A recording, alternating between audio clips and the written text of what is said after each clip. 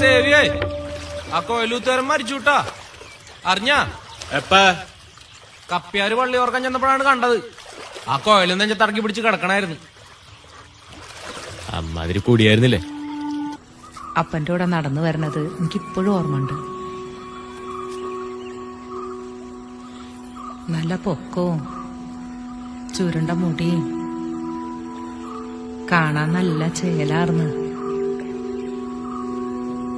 തൂവാനിൽ പൂത്താരം ചിന്നുന്നുവോ, ചെഞ്ചുണ്ടിൽ പൂമണം ചിന്തുന്നുവോ, നറുമുകിലിൽ തേനായി തുളുമ്പുന്നു ഞാൻ, ചെറുതരിയായി നെഞ്ചിൽ നീയാളുന്നുവോ, ചെറുതരിയായി നെഞ്ചിൽ ആളുന്നുവോ.